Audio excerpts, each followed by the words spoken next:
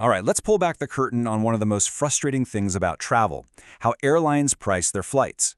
We're going to dive deep into how you can understand and even outsmart the crazy algorithm that's trying to get as much money from you as possible. You know the feeling, right? You find the perfect flight, you spend an hour just getting your friends or family on the same page, you go back to book it, and bam, the price is up. Sometimes by 50, sometimes 100 euros or more. It feels personal, doesn't it? Well, you're not wrong. Look, that price jump? It wasn't a fluke. It wasn't bad luck, and it was absolutely not a coincidence. It was the system doing exactly what it was built to do. It's a calculated, dynamic process designed to squeeze every last cent out of every seat. Yeah, I see this system from the inside every single day. I work in airline pricing, and I'm here to basically give you the keys to the kingdom.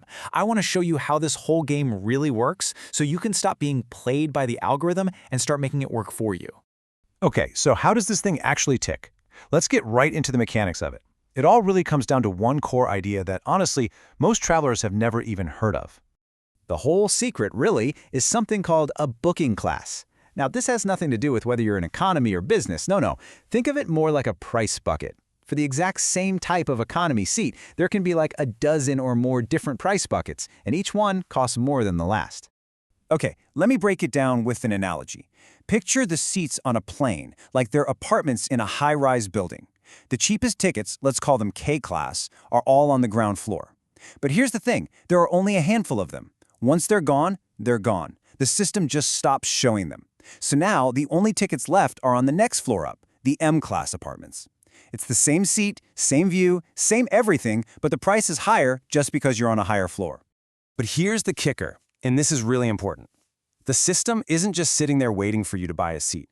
It's actively watching you. It tracks your searches, what routes you're looking at, even when you're looking, all to predict what the demand is going to be and adjust prices before you even click buy. All right, so what actually causes those prices to shoot up in minutes? Well, it usually comes down to three main triggers. Let's walk through them. First up, the most obvious one, simple inventory movement. This is just what happens when those ground floor apartments, the actual seats in the cheapest booking class, get sold out. So take a look at this. When you first search, maybe there are 8 cheap seats left, right? But while you're thinking about it, a few other people book those seats. So when you search again an hour later, that cheapest tier is completely gone. The system automatically bumps you up to the next price level. The price didn't jump because the plane is suddenly full. It jumped because that small batch of cheap tickets just vanished. Trigger number 2 is where the algorithm gets, well, a little sneaky. It's called demand signaling. This is where the price goes up just because a lot of people are looking at the flight, even if no one has actually bought another ticket. Just get this. What if over 5,000 other people have searched for that exact same flight in the last day? The algorithm sees that spike in search traffic and its little alarm bells go off. It thinks, wow, high demand. So what does it do? It can actually close off the cheap booking classes preemptively because it's betting that people will be willing to pay more. And finally, trigger number 3 is all about keeping up with the Joneses, or, the other airlines. They are constantly, and I mean constantly, watching each other with automated systems that match competitors' prices almost in real time. So let's say Airline A bumps up its price for a London to Rome flight to 450 euros. What happens?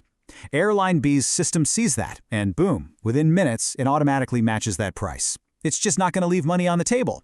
Of course, this can also work in reverse, which is how you get those price wars that can sometimes save you a ton of money. Okay, enough about how the system is rigged against you. Let's talk about how you can rig it in your favor. This is it. Here is your 4-step playbook to start finding those cheaper fares. First things first, always, and I mean always, search in an incognito or private browser window. This helps hide your tracks from the algorithm. Second, be flexible. Just checking the day before or the day after you plan to travel can save you a fortune. Third, book smart, and we'll dig into what that means.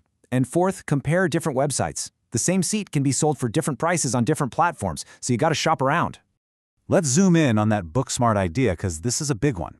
If you're traveling during a peak time, like summer vacation or over the holidays, your best bet is to book about 3 to 4 months ahead of time. That's when the cheap inventory is still available.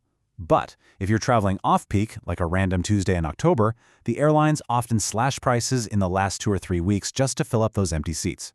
So, you see, the big takeaway here is that none of this is random. It's not chaos. It's a machine, and it follows a very specific set of rules. And once you know what those rules are, you can play the game, instead of letting the game play you. So there you have it. That's the Insider's Playbook. You get the booking classes, you know what triggers the price hikes, and you have a solid 4-step plan. The power is basically back in your hands. The only question is, are you ready to use it?